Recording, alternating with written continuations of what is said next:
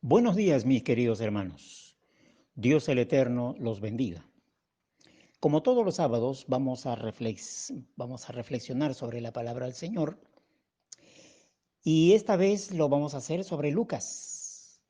Nuevamente Lucas, el capítulo 5, pero esta vez desde el versículo 6, el versículo 8, 9 y 10.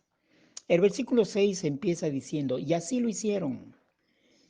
Y recogieron una cantidad tan grande de peces que las redes se les rompían.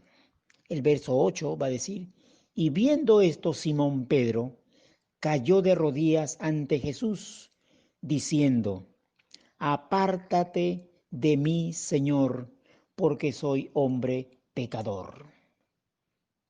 Porque por la pesca que habían hecho, el temor se había apoderado de él y de todos los que estaban con él.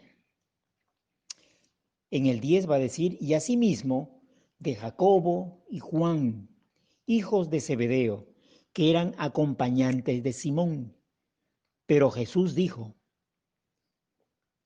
Simón, no temas, porque desde ahora serás pescador de hombres. Esta extraña frase está dentro de un evento que vivió Simón Pedro después de una larga e infructuosa noche, donde ningún torpe pez pudo enredarse en la red para animarlo en la madrugada. Pero, ¿qué pasó en Pedro para que salga tremenda declaración? En los siguientes versos vamos a ver que lo que pasó en la mente de ese hombre. Jesús dijo, no temas. Entonces lo que Pedro sintió fue temor. Pero el temor que tuvo Pedro no fue el temor que sintieron los discípulos cuando vieron a Jesús a las 3 de la mañana acercándose, caminando sobre las aguas turbulentas. Mateo 14:26 va a decir, y los discípulos, viendo andar sobre el mar, se turbaron, diciendo, un fantasma, y dieron voces de miedo. Pero enseguida Jesús les habló diciendo, tened ánimo, soy yo, no temáis. El amor que Pedro o el temor que Pedro sintió fue un temor reverente, un temor de respeto, de admiración. Pedro era un pescador de experiencia y no había nada que él no sepa respecto a la pesca. En esos años podríamos decir que fue testigo de muchos tipos de pesca, pero nunca vio cosa alguna como ese día con Jesús. Pedro sabía que Jesús no era pescador, sino carpintero. Pedro sabía que no era una hora adecuada, propicia para pescar. Sin embargo, con una sola orden fue suficiente para que una asombrosa cantidad de peces se hicieran presente en ese momento. ¿Quién podría hacerlo? Solo lo podría hacer un ser divino. Uno a quien acababa de escuchar sus enseñanzas. Esas enseñanzas como quien tiene autoridad, al cual se sintió indigno de estar ante su presencia.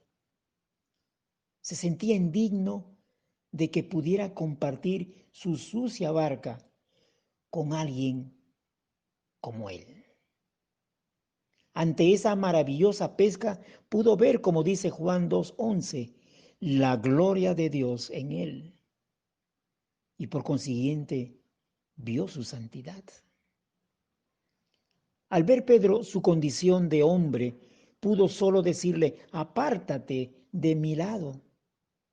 No mereces estar junto a alguien pecador como yo. Hermanos, en este pasaje de Lucas 5:8 de la Reina Valera contemporánea, dice de esta manera: viendo esto, Simón Pedro cayó de rodillas ante Jesús, diciendo: apártate de mí, Señor, porque soy hombre pecador. En este pasaje, hermanos, podemos ver lo siguiente. Pedro lo reconoce como Señor. El postrarse es un sinónimo de respeto, adoración o humillación. Pedro se postra de rodillas ante Jesús, pues lo reconoce y lo declara como el Señor y adora su santidad. Y ante su santidad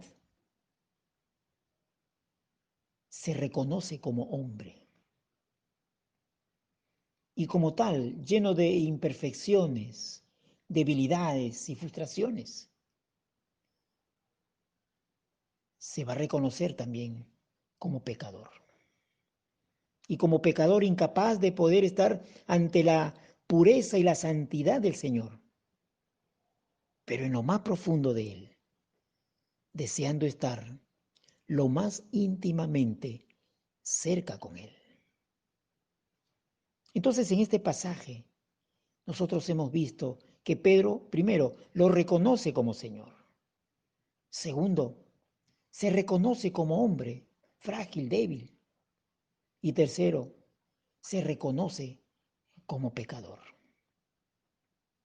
Hermanos, solo cuando nos damos cuenta ante quién nos presentamos o delante de quién estamos, entonces podemos considerarnos quiénes somos nosotros o cuál es nuestra condición. En el libro de Samuel, 2 de Samuel 9, capítulo 1, va a decir de esta manera: el rey David averiguó si había alguien de la familia de Saúl a quien pudiera beneficiar en memoria de Jonathan. Esta es una historia que se encuentra en el libro de Samuel, una hermosa, hermosa historia. Y sería bueno, mis hermanos, que si no lo sabes, la historia de David y Jonathan, lo puedas leer en todo este tiempo. Pero en el primer versículo del capítulo 9 dice que el rey David averiguó si había alguien de la familia de Saúl. ¿Quién era Saúl? El rey, a quien pudiera beneficiar en memoria de Jonathan. Jonathan era su gran amigo y tenía un hijo lisiado de las piernas, llamado Mefiboset. Era el único sobreviviente de la familia de Saúl. Entonces manda a que lo localicen y lo traigan ante el rey David y sea como un invitado de honor para que compartiera su mesa con el rey. ¿Cuándo? Todos los días. Increíble, ¿no? Ahora, cuando lo localizaron y cuando lo llevaron ante el rey, a Mefiboset, el lisiado, escucha la propuesta que le hace el rey David.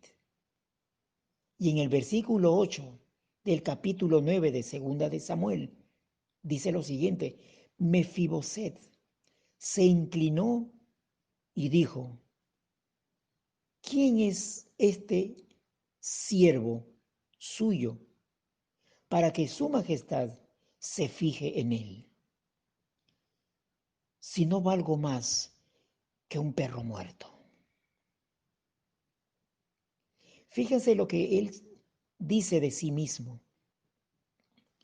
Mefiboset se compara en menos de un perro muerto, algo inservible, puesto que estaba nada más y nada menos que ante el rey de Israel e iba a participar en la mesa con él. Es obvio que Mefiboset se sintiera indigno de tal ofrecimiento. Por eso que él se expresa de esa manera.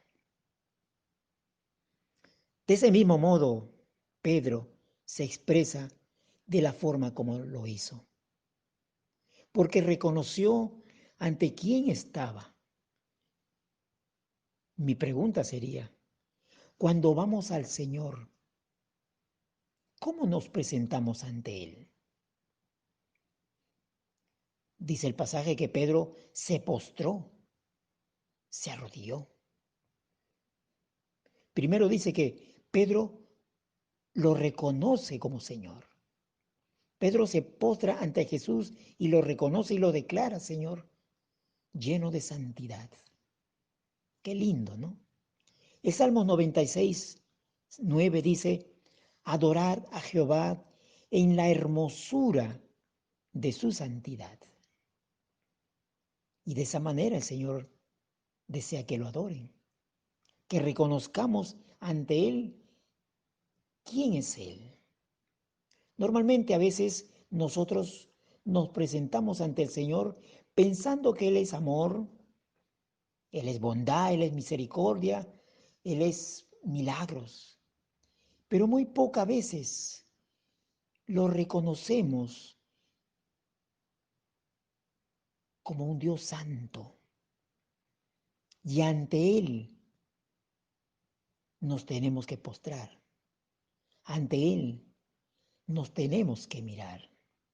Segundo, Pedro se reconoce como hombre y como tal lleno de imperfecciones, debilidades, frustraciones, tal como quizás ahora podemos estar pasando en estos días. A veces las noches son largas, tan largas que no podemos conciliar sueño, preocupados por los acontecimientos que están sucediendo o los que van a venir. Pedro también estaba frustrado. Había pasado una noche complicada, pero también Pedro se reconoce como pecador.